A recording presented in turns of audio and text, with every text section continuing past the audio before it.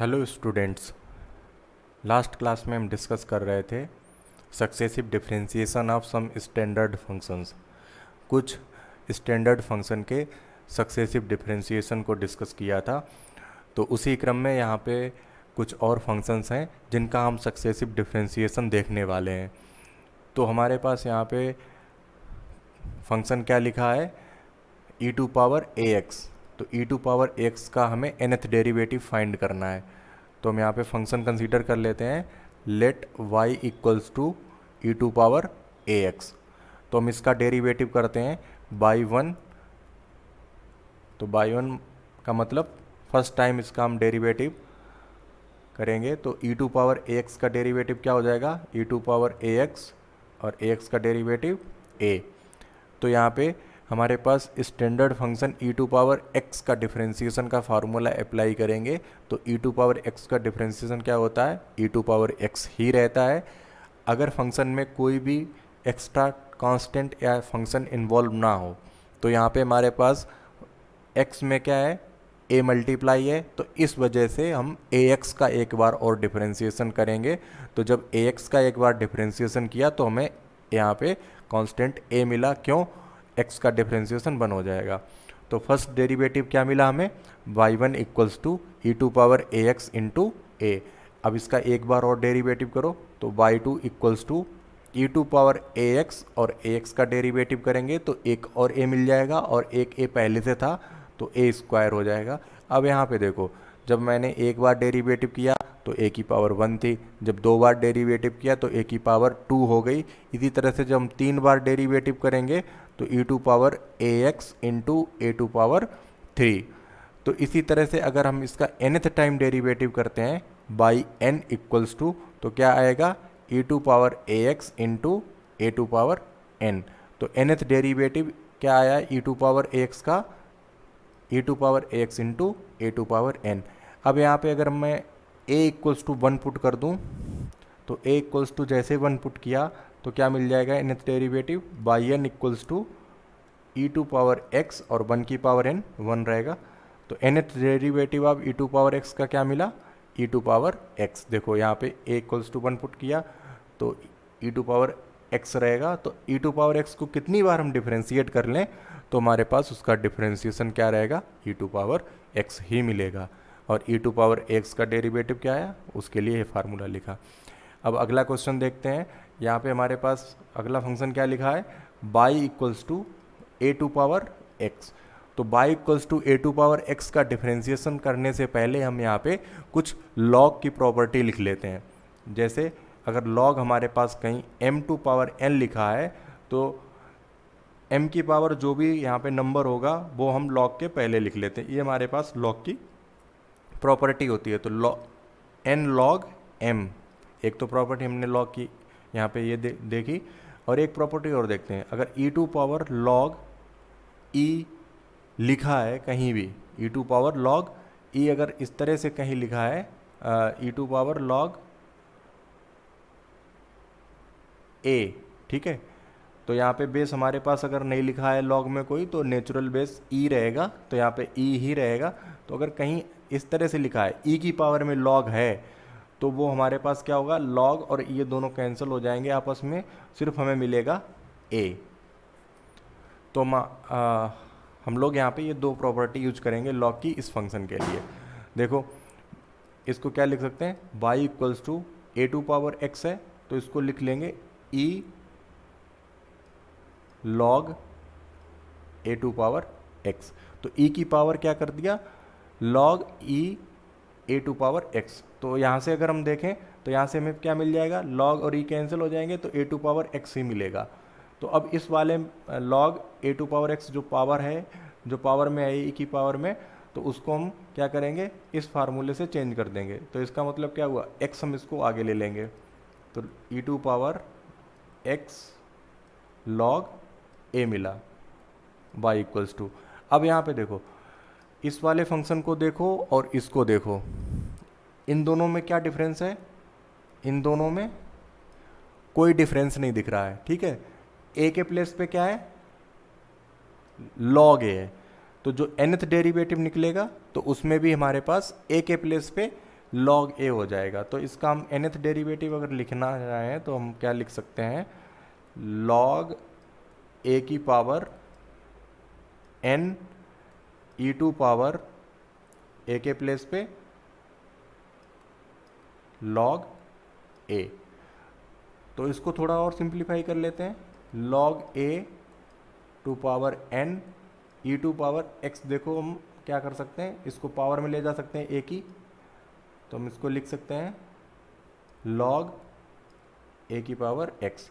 तो e से और ये log हमारा कैंसिल हो जाएगा, तो this equals to log a to power n into a to power x। तो nth derivative of a to power x क्या आया, log a to power n into a to power x हमारे पास derivative nth derivative आएगा log a to power x का। अब कुछ और स्टैंडर्ड्स हम यहाँ पे देख लेते हैं। हाँ, तो अब हमारे पास फंक्शन लिखा है y equals to a x plus b to power minus one. तो इसका हम nth डेरिवेटिव देखेंगे। तो फर्स्ट टाइम डेरिवेटिव करो, y1 पावर का डेरिवेटिव हो जाएगा minus one a x plus b और माइनस वन। ठीक है, पावर का डेरिवेटिव जब हम करेंगे तो a x plus b to power minus one का क्या हो जाएगा, minus one a x plus b to power minus one into minus one into a x plus b का एक बार और डिफ्रेंशिएशन हो जाएगा, तो ये होगा इंटू ए। सेकेंड टाइम डेरिवेटिव करेंगे तो बाई टू माइनस वन। अब ये टोटल पावर कितनी हो जाएगी, माइनस टू हो गई थी, तो minus two into a x plus b to power minus three into a square. तो एक बार और डेरिवेटिव देख लेते हैं, y three equals to minus one minus two minus three a x plus b to power minus four into a to power three. तो अब यहाँ पे देखो एक पैटर्न मिल रहा है, जब मैंने फर्स्ट टाइम डेरिवेटिव किया तो माइनस वन मल्टीप्लाई हुआ और पावर माइनस टू थी इंटू ए। जब सेकेंड टाइम डेरिवेटिव किया तो माइनस वन माइनस टू और ए एक्स प्लस बी की पावर क्या हो गई, minus three into a square. तो पैटर्न किस तरह से बन रहा है कि अगर हम ए एक्स प्लस बी का जब एक बार डेरिवेटिव करेंगे तो इस तरह से हमारे पास फंक्शन आएगा कुछ, जब दो बार डेरिवेटिव करेंगे तो माइनस वन के बाद में माइनस टू आएगा और यहाँ पे माइनस टू की पावर माइनस थ्री हो जाएगी और ए में एक ए और मल्टीप्लाई हो जाएगा। इसी तरह से जब थ्री टाइम्स हमने इसको डिफ्रेंशिएट किया वाई थ्री, तो इसमें भी हमारे पास क्या एक पैटर्न चल रहा है, minus one minus two minus three a x plus b to power minus four into a to power three.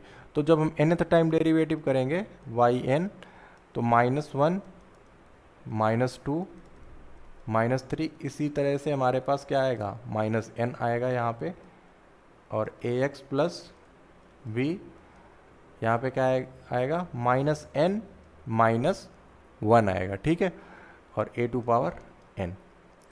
तो अब हमारे पास यहाँ पे क्या है, माइनस वन कितनी बार है, एन टाइम्स है, तो माइनस वन को हम एक साथ लिख लेते हैं, पावर एन लगा देते हैं, और यहाँ पे क्या मिलेगा, one two three four n तक ये मल्टीपल है।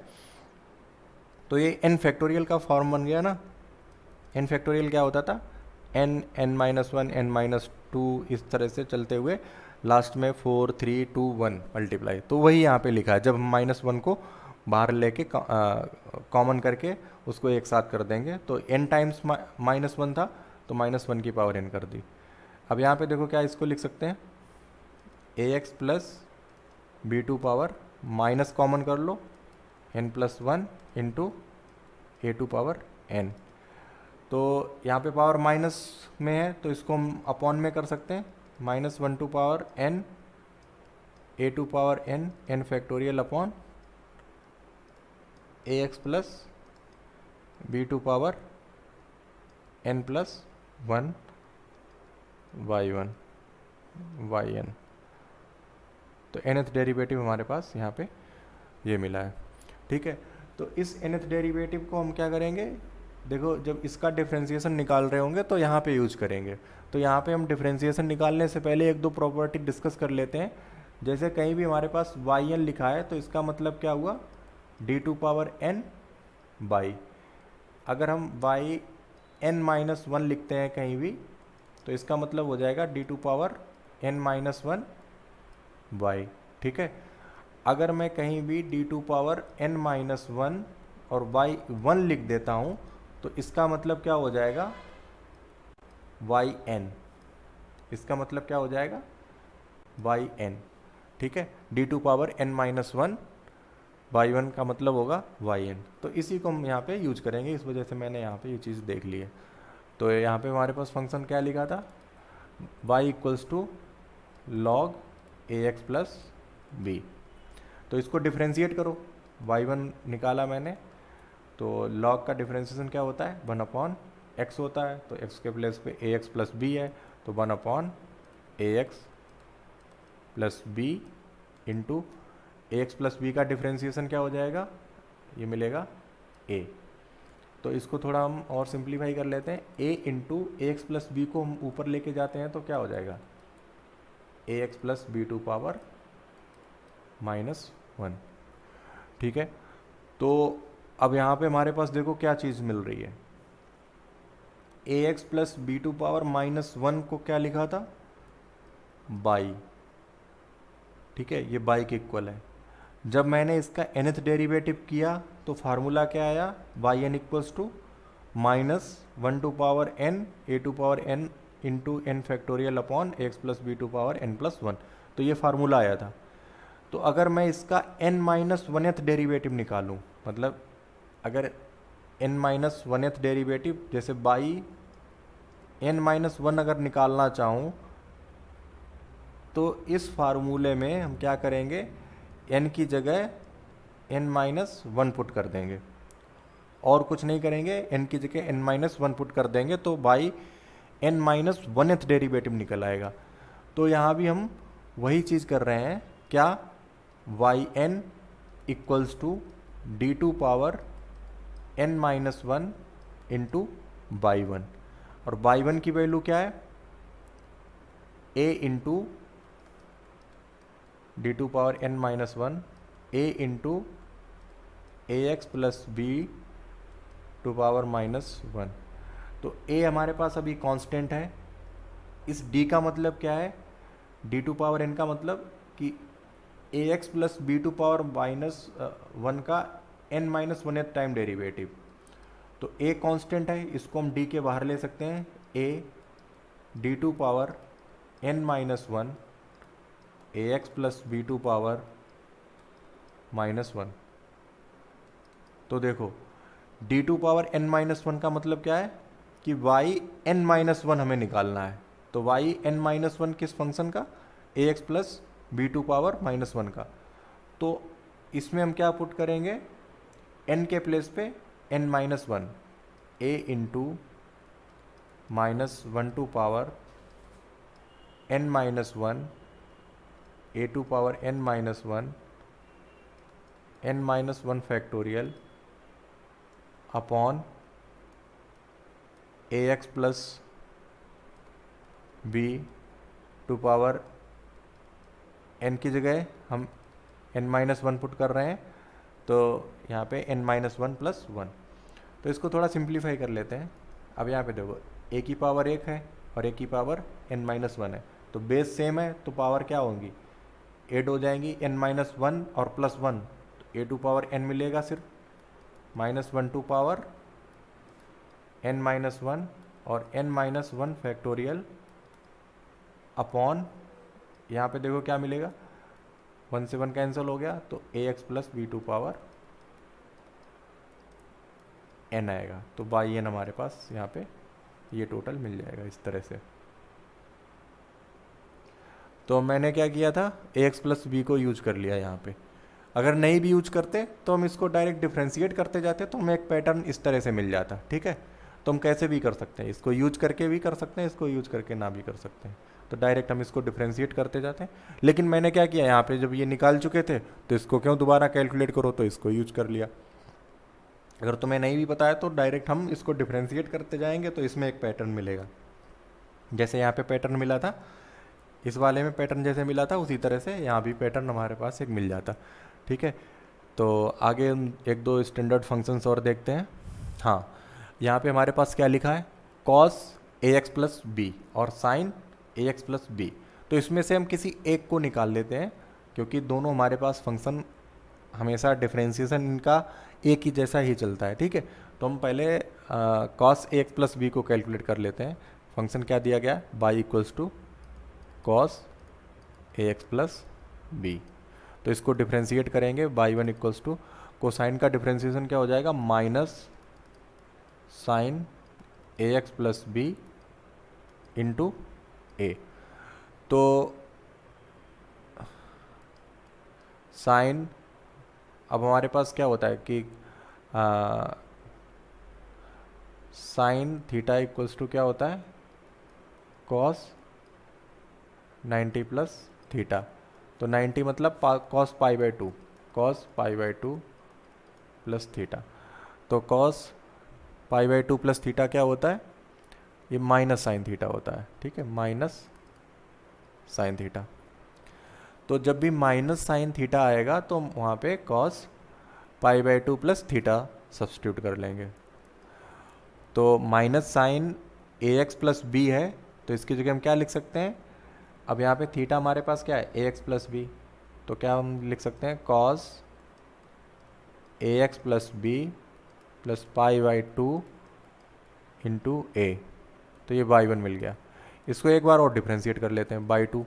फिर कॉस का डेरिवेटिव क्या होगा, minus minus a x plus b plus pi by two into, देखो एक ए हमारे पास पहले से है, अब इसका डेरिवेटिव और करेंगे तो यहाँ पे हमारे पास b और plus pi by to constant है, तो जीरो हो जाएगा। ए एक्स का डेरिवेटिव क्या होगा, सिर्फ a, तो यहाँ पे a स्क्वायर होगा।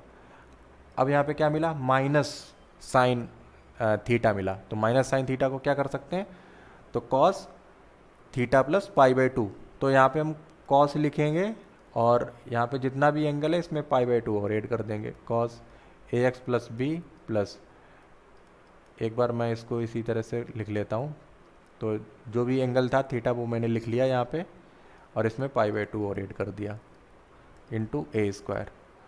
तो इन दोनों को हम जोड़ लेते हैं, cos a x plus b plus two pi upon two into a square, ये बाई टू की वैल्यू मिल गई।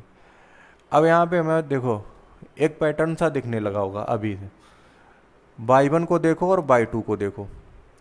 बाई वन में क्या है कि कॉस यहाँ पे लिखा है, कॉस यहाँ भी लिखा है बाई वन बाई टू में, ए एक्स प्लस बी यहाँ भी है, ए एक्स प्लस बी यहाँ भी है, पाई बाई टू यहाँ भी है और पाई बाई टू यहाँ भी है।